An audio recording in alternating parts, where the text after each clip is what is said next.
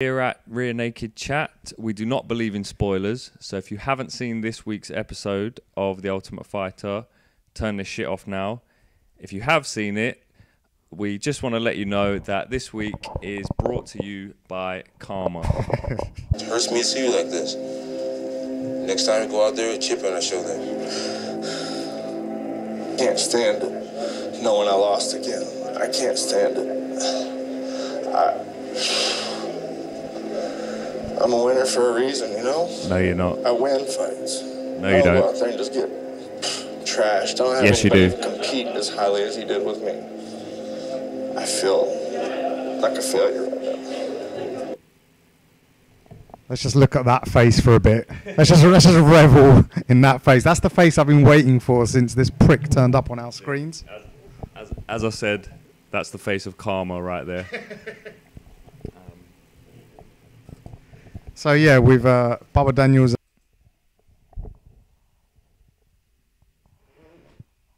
That was fucking great. Well, welcome to Rear Naked Chat, where we are talking The Ultimate Fighter Season 17, Episode 5 now. One of my favourite episodes ever, but we'll come on to that a bit later. Previously on The Ultimate Fighter, we had Colin Hart of Team Jones? Yes, that was their first win. Colin Hart taking on nobody, actually, because King Casey didn't actually turn up to fight. Didn't show up. Yeah, in fact, you could say, Chris, it was a bit of a charade. Good choice of words. Speaking of charades, this week in the house, Team Sonnen and his team visited the house.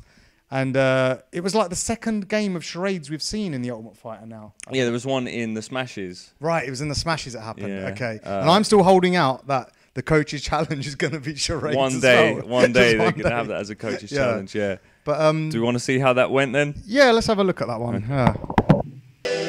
Let's do this! We had Chael and the coaches come over. It was pretty cool. We played some charades. That's Luke Barnett speaking, not one of us. This means it sounds like. Look at this crazy motherfucker. And this means hold. And this means put clothes on. Yeah.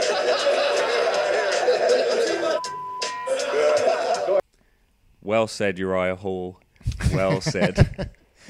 I quite like Gilbert, I have to say. Yeah. I know he's kind of embarrassing himself a little bit by just standing around in his pants. In his pants, yeah. Whilst there's just fully clothed men around him. Everywhere, yeah. But I like how comfortable he is with it. Yeah. And he's just like a friendly guy. You know, he just seems up for it. And, you know, we've got to give respect to anyone who takes a fight on the first week as well. I know he lost, but, Yeah. you know, he took the fight and, you know, he was up for it. Yes. As was Josh Saman, actually, when we first met him. Josh Saman, yeah. Yeah, let's see how up for it Josh was in the first week of the show.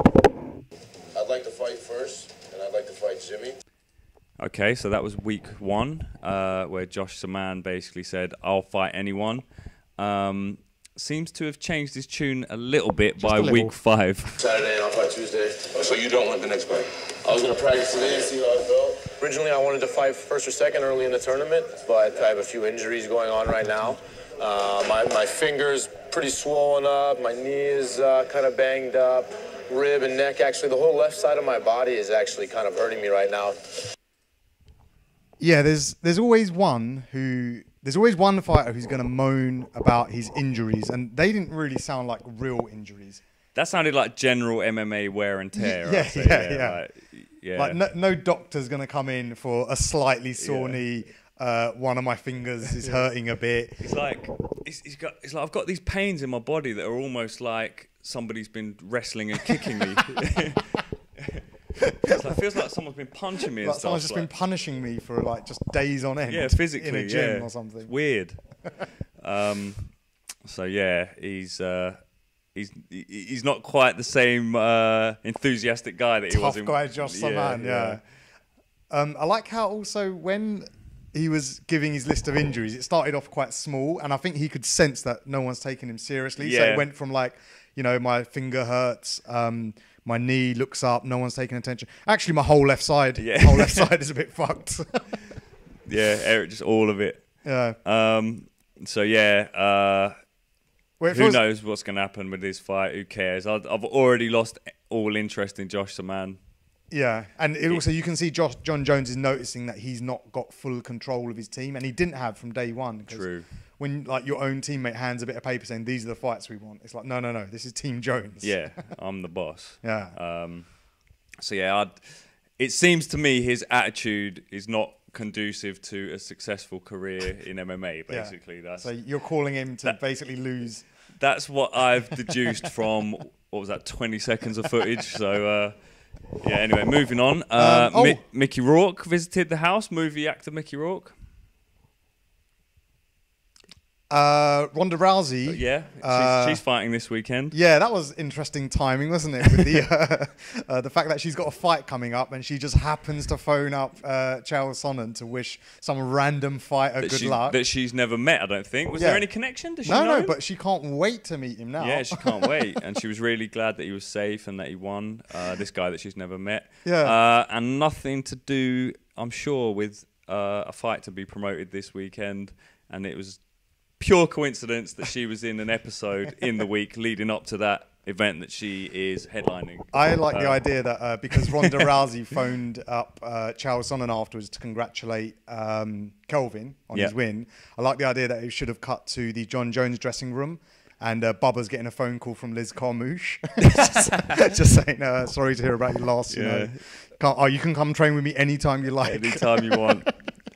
Oh yeah, mate. But luckily, though, we're going to get to see Ronda Rousey in TUF round 2. Round 2, wow, yeah. Because round 1 was epic. Didn't go too well for Ronda. I've got a feeling this time around she won't be visiting the house. Yeah, keep it in the gym. Training room only. Because that was Oh my god! Awkward. I've just remembered that whole bit where there was no words for it. It was just the most awkward thing ever. Yeah, it was very strange. No one was talking to her. No.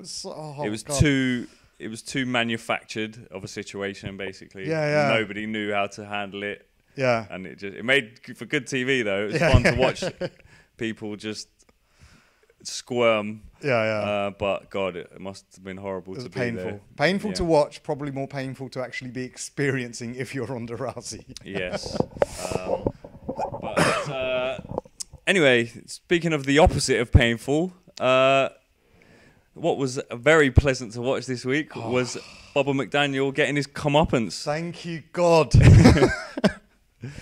Been waiting for weeks for this. Should we take a look at the fight highlights? Yeah, let's have a look. This was the best fight so far. Look, Bubba's their big gun. Now, I never want to kick a man when he's down. I respect anyone who steps in the cage, and it is, it's bad for Bubba that he lost, but he has been running his mouth too much this season, so I have to say that it is very nice to see him, see karma come back to get him, basically. The UK fighter made a good point. It's like this seemed like a unfair mismatch. It's like you've got the most experienced guy. That leg kick, we'll come back to that a bit later, because that left a fucking mark and a half.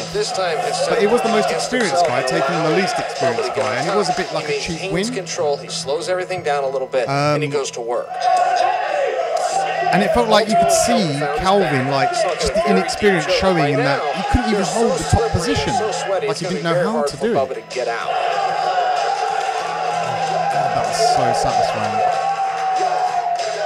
Gets one more in the win column, one more for the record books, and one more for the bad guys.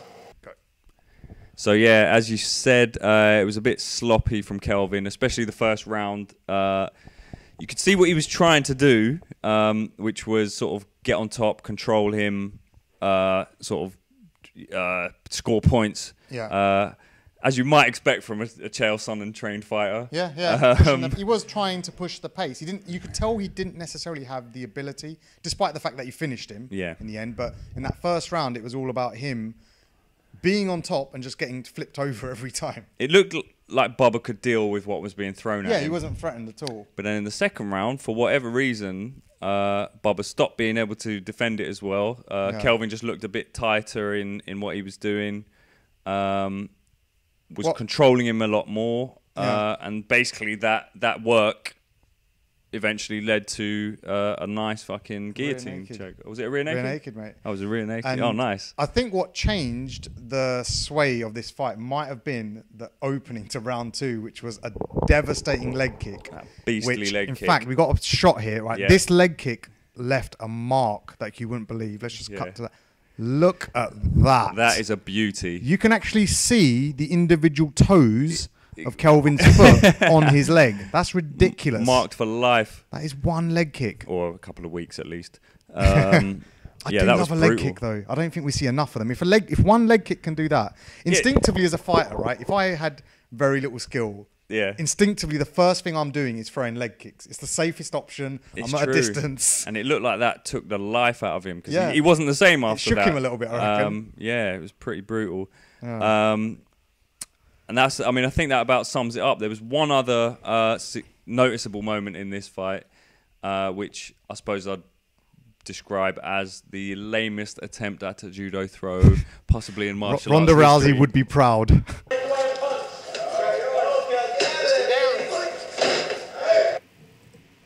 Worst judo throw ever.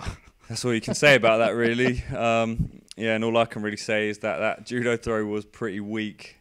Speaking of weak, next week is Tor versus Josh Saman. I haven't got much to say about that. Have you? Obviously, we've spoken about Josh Saman, but Tor, don't really have an opinion because I don't think we've actually heard him speak yet. No, we've got nothing to say because he's had nothing to say either, really. I mean, I like Thor in the comic books, and I saw a clip of him smashing a hammer down next week, which looks quite cool. Perfect. Yeah. Do you think that was requested by the production team at FX? Or look, mate, you got no personality, right? There's an inflatable hammer over there, okay? Yeah, your name's Thor. You see where I'm coming from? Yeah. You do the math.